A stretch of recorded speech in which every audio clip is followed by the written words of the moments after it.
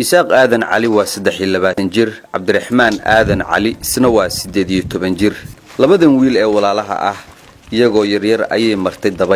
dabayshu waa cudur halis ah oo badanaa ku dhaca ilmaha yaryar kana dhiga naafo ama curyaan sida ay dhaqaatiirtu sheegaan lugaha ayay curyaan ka yihiin indhahana waa ay la'yihiin walaashood nuunay aadan cali oo degan degmada waajid gurigeeda ayay ku nool yihiin maadaama ay labadii waalid ee dhalay ay deegaan u tahay dhul miyi ah halkaas oo iska dhaaf iyagee ay dadka lixaadkooda qaba ee ku nool uga suurtagelayn inay nolol hagaagsan ka helaan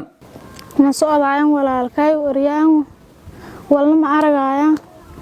baahin wala nahayna male may ba fadayna wala aan garabnasiya oo nanki banoran walaalkana guruna magaan buush ngadagna may ba fadana inta wala aan garabnasiya oo nin gargaara ya ku odsadaan in doolo in fiigna dileelo may ba fadana ineen doona neefay walaanyo aan dareeran darteedo ma dhigdaayan guriga hada galnya waa in dhiga madaasa galnya joodan gidasa sakaama may ba fadana intii ay samsalka garabna seen fadana waxa ay ku jiraan da'adii ay ka faa'iideysan lahaayeen dhalinyarnimadooda isla markaana ay arlada kula kifaaxi lahaayeen asaagood balse nasiibkooda ayaa aqal yurur ka dhigay duruufta ka muuqata ee naafannimo kaliya ma ahan silaca haysta ee ay dareemayaan ee sidoo kale waxa jira xanuuno ay qabaan iyo gaajo sadaka dhaladana dhaladam sadayana day dhakhtar maya ma majeen sidin daraaday baadil ku seenay timid bimajee inna garamna saan walnin gargaarana fadaan guriga ma haysana wala nangay bimala biro gaariga amaagir ka dareeray inna siyaan guruna neendhisa yaa ku odsadaan maxamed amiin samakaal waa dhakhtar ku takhasusay cudurrada ku dhaca caruurta fadhigiisuna yahay isbitaalka Somali Specialist Hospital ee magaalada Muqdisho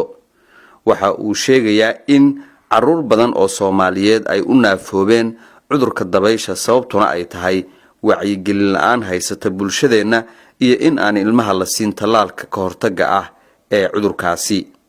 cudurkan dabaysha oo loo yaqaan poliomyelitis-ka waxa keeno virus la yiraahdo poliovirus oo ah virus ataago spinal cord-ka ama meesha la yiraahdo